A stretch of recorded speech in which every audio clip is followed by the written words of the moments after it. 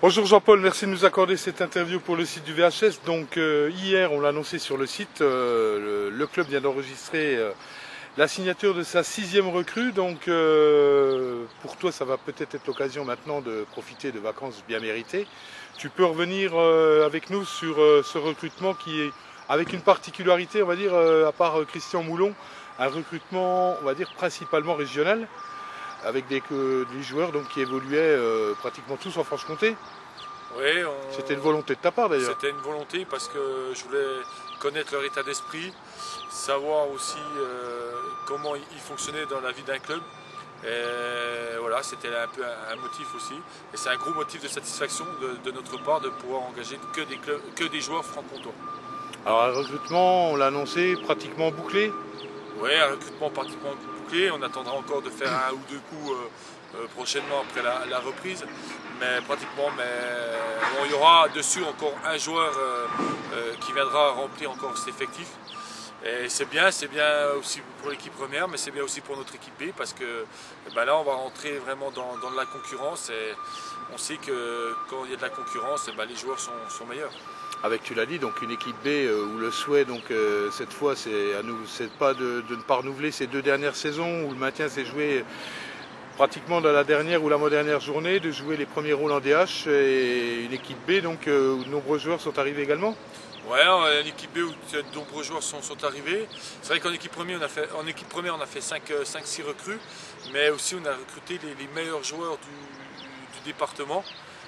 Et je pense qu'eux ils ont une carte à jouer et ça peut être une bonne surprise cette saison. Maintenant c'est à eux d'abattre leur carte. Mais dans l'ensemble, on aura fait à peu près 16 recrues pour l'effectif senior. C'est très intéressant. Maintenant, ne brûlons pas les étapes. C'est le rectangle vert qui dira si on a fait un bon ou pas bon recrutement. Mais pour l'instant, je suis assez satisfait, surtout de l'état d'esprit des joueurs qu'on engage et de la volonté qu'ils ont à faire revenir ce club en CFA.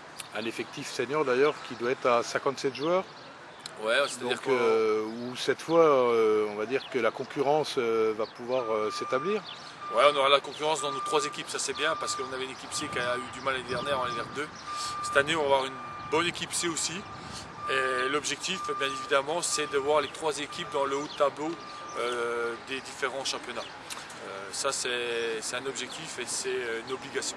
Alors donc la reprise fixée 11 juillet 18h30 suivra donc un stage de 3 jours du côté de Champagné.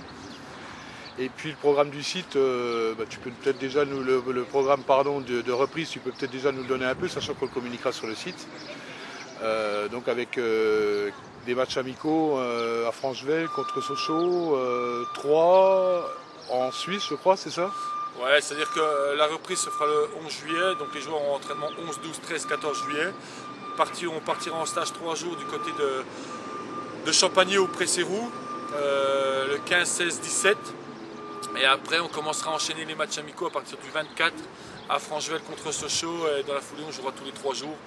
On jouera à Mulhouse, on jouera à Ornans, oui. On jouera contre Taon-les-Vosges.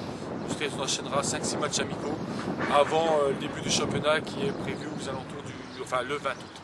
D'accord. À nous d'être prêts le 20 août. On aura 6 semaines de préparation. C'est vrai que les premiers 15 jours vont être surtout axés sur le foncier.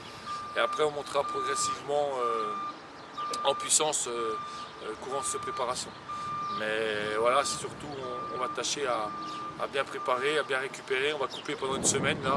C'est qu'on va partir un petit peu en vacances tous de notre côté et pour recharger les batteries et être prêt pour le 11 pour faire une grosse saison et accéder en CFA en fin de saison prochaine.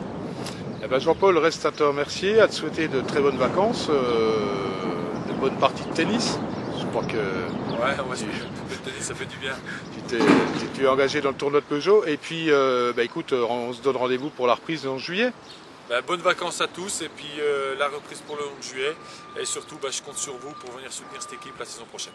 Merci Jean-Paul.